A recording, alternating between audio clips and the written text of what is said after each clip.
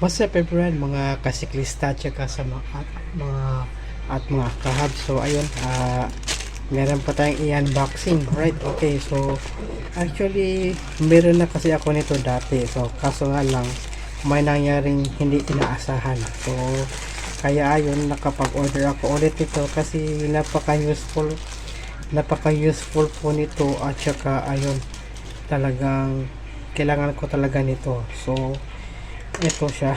Okay, sa pagpasensyahan nyo na. Okay, so ayun siya, at ayun, so yung box niya ay para ano, so wireless remote control turn signal for bike. Yan po para siya. Okay, yan. Okay, so meron ako nito dati. So kaso nga lang may nangyari, nung papunta ko ng bahay ng kaibigan ko, hindi ko napansin na nahulog pala. So nahulog yung signal light ko. So hindi ko namalayan, hindi ko namalayan na nahulog pala siya. So doon ko na napansin doon sa pagdating ng bahay ng kaibigan ko na nahulog pala. So ayun, naiwan ay yung ganito na lang talaga. So ayun, napapabili talaga ako ng, kasi useful pa to sa akin, kasi mahirap din kasi mag hand signal.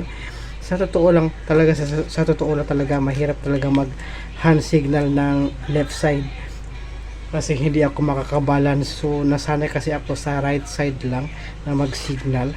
So kaya ayun, so tingnan natin.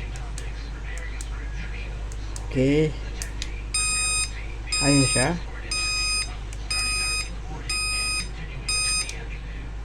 Okay,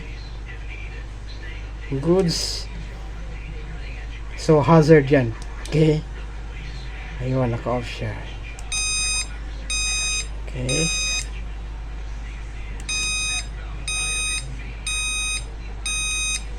goods. Okay, okay, so ayun siya. So okay po siya. So ayun, hindi, uy, may ilaw siya, right? Okay, to turn it off,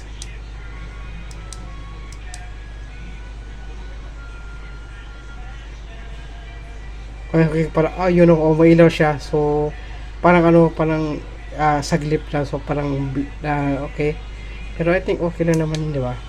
I think yun yung off. So tingnan natin kung may ilaw ba siya, right? Kung may ilaw ba siya. Okay, parang wala. Okay, yun, wala siya. So kung yung ulitin ko siya,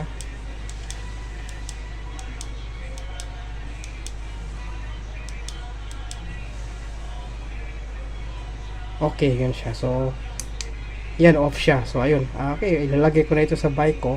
So pero kailangan ko muna maglagay ng doon sa bike, kasi may lagayan kasi na may bike rack kasi ako.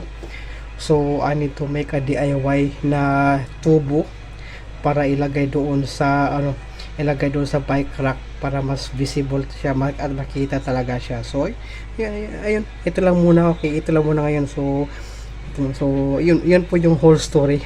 So yun po yung whole story. Nahulog po ito while nagbabike po ako. So hindi sinasadya talaga. So pero may narinig ako na parang nahuhulog sa likod ng bisikleta ko, pero hindi ko alam na yun na pala yun. Nahulog na pala siya. So pagbalik ko, wala na doon, hindi ko na nakita. Siguro meron nakakuha na noon. So hindi naman niya actually magagamit pa naman niya bilang isang blinker, pero hindi niya magagamit kasi wala siyang remote. So nasa akin kasi yung remote niya. So ang naiwan na lang yung remote. So ito, isang set po kasi siya. Okay, so tsaka rechargeable. Okay, micro USB pa rin siya. So yun lang muna ngayon. Okay, so and I hope you enjoy watching, and please don't forget to subscribe to my channel. Okay, so yun, ito yung bagong vlogs ko. So napanood nyo na yung Decathlon. So I hope you enjoy watching, and also this is the second new vlogs here in my channel. Okay, so you start from the scratch from the tech cyclist. Okay, continue from the tech cyclist. Okay, so thank you, and please don't forget to subscribe. Okay, so see you again in the next video, everyone.